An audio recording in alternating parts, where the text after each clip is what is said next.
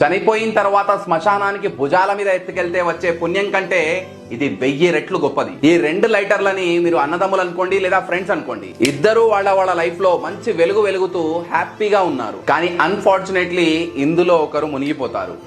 అప్పుల్లో, health issues లో, జీవితంలో వచ్చిన అనుకోని కష్టాలతో తిరిగి పైకి లేవనంత నిండా మునిగిపోయి జీవితంలో అసలు వెలుగే లేకుండా చీకట్లోకి వెళ్ళిపోతారు. ఇప్పుడు ఈ పర్సన్ దగ్గర, బ్రదర్ ఆర్ ఫ్రెండ్, ఇతని దగ్గర 2 ఆప్షన్స్ ఉన్నాయి. ఫస్ట్ వన్, అసలు వెలుగే లేకుండా పూర్తిగా అంధకారంలోకి వెళ్లేంత వరకు ఇతని పతనాన్ని చూస్తూ ఉండిపోవడం, ఆ తర్వాత ఎంతో కొంత పుణ్యం వస్తుంది కదా అని భుజాల మీద మోస్తూ శ్మశానం వరకు తీసుకెళ్లి మట్టిలో కలిపేయడం. సెకండ్ వన్, తన లైఫ్ లోని వెలుగుతో ఇతని లైఫ్ లోకి కూడా వెలుగుని తీసుకురావడం.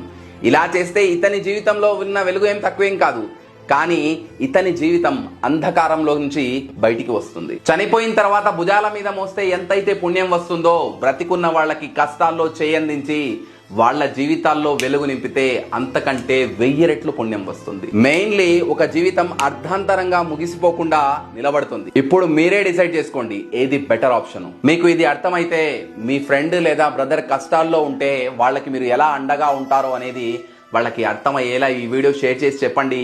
వీలైతే మరిన్ని మంచి విషయాల కోసం ఈ బ్రదర్ని కూడా ఫాలో అవ్వండి.